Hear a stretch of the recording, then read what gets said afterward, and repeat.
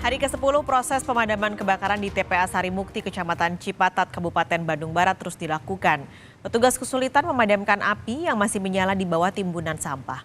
Kepulan asap masih terlihat di seluruh areal TPA Sarimukti, Kecamatan Cipatat, Kabupaten Bandung Barat pada Senin pagi.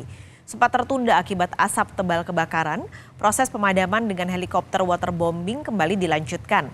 Sementara itu, warga terus berdatangan ke posko kesehatan karena mengeluh batuk, sesak nafas, dan mata perih. Hingga kemarin, warga yang menjalani pengobatan berjumlah 253 orang. Jurnalis Kompas TV Ahmad Fadila sudah siap dengan laporannya di TPA Sarimukti. Fadil, ini upaya waterbombing yang dilakukan, efektifkah memadamkan titik api yang masih ada? Sekali dan saudara, dapat saya laporkan di hari ke-10 tanggap darurat bencana kebakaran di TPA Sarimukti, Kecamatan Cipatat, Kabupaten Bandung Barat masih terus dilakukan upaya pemadaman baik jalur darat dengan mengerahkan petugas dinas kebakaran maupun jalur udara dengan menerjunkan satu unit helikopter waterbombing milik BNPB.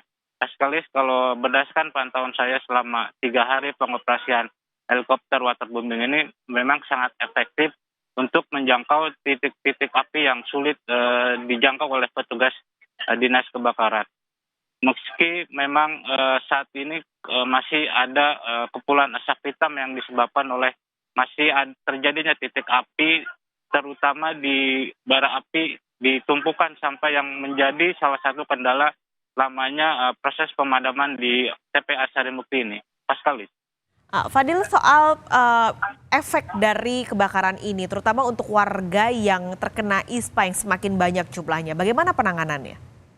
Ya, Pascalis, memang sejak terjadinya kebakaran di TPA Sarimukti ini sangat berdampak kepada polusi udara, kepulan asap yang mengarah ke pemukiman warga, sehingga banyak warga yang mendatangi posko-posko kesehatan yang didirikan oleh BTNI, Polri, pemerintah daerah untuk membersihkan kondisinya.